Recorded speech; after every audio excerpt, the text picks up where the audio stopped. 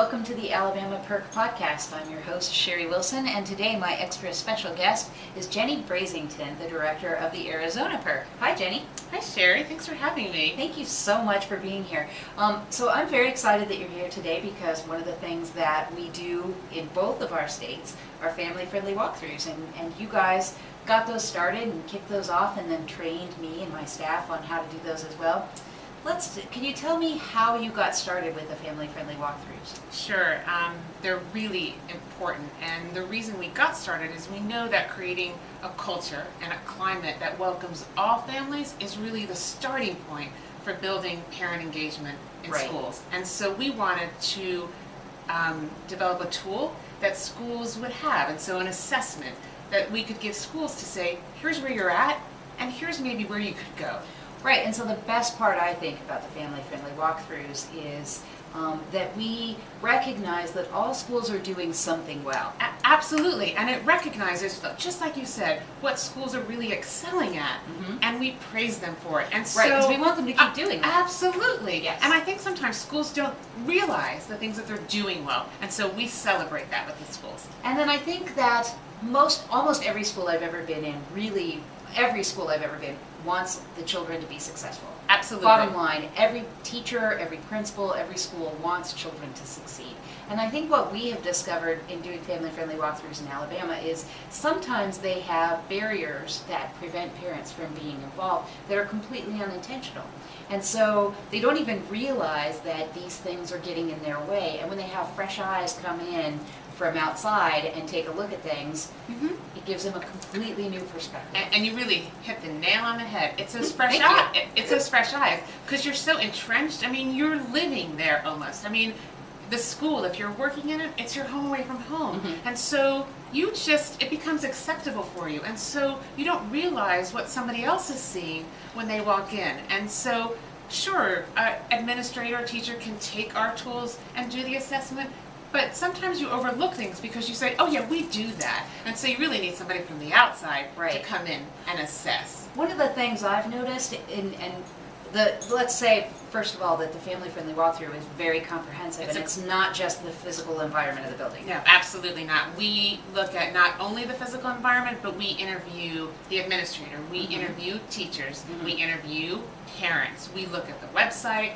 we review documents, we do shopper phone calls to look at the customer service that is being provided. So it's really a very comprehensive tool. Right. So one of the first things I notice when I go to the school usually is the front door. And sometimes that's hard because you can't find it. Occasionally you can't find it. I was in a school in Walker County in Alabama, a fantastic school, and they have some really amazing things going on there with outdoor classrooms and gardens that the students are participating in. But when you walk up to the building, the parking lot is bare. There's no marked signs for, parents park here. There's nothing. And then when you go to the front of the building, they have two doors, one on each end, and they look exactly the same. So you don't know which one is the office door and which one's the front door. And they don't think about that because they go to school every day and they always walk in the front door and they know exactly where it is. But parents who hadn't been to their school before, or me, had no idea. I know when we visit high schools are intimidating for me because they're big. And so you park and then you're sort of walking around going, where do I go? Where's the office? And you sort of walk from building to building, and then you become even more intimidated because you're not part of that culture at that school. And I'm an educator, and so if I'm feeling that way, can you imagine a parent who maybe doesn't speak the language? I mean, I think we have to look at it from those eyes sometimes. Right, and then also not just the physical part, another area where we often find schools need a little bit more help is with their documents. Because a lot of times they use acronyms and don't even think about it. It's so common, but parents have no idea what NCLB might mean or AYP. So the document review is a big part of it. Huge, and also the documents and also the website, because lots of times what we write in our documents, it gets put on the website. Right. And so we just sometimes upload that information and we think, looks great to us, and then we see it on the website and we're like, are parents really going to get that? Yeah.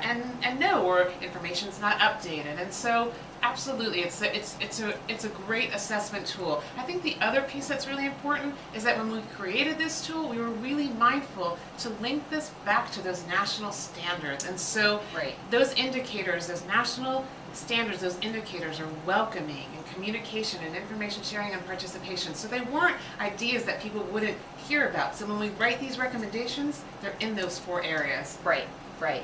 And so let's talk a little bit about what happens after we do the walkthroughs. We collect all the data, and then we write a report, and we actually give schools their scores. And so they're really assessed in those 4 areas that I just mentioned, aligned to those national standards. So there's a score in communication, there's a score in information sharing, a score in participation, and a score in welcoming. And then we write strategies to help schools improve, if necessary, in those areas.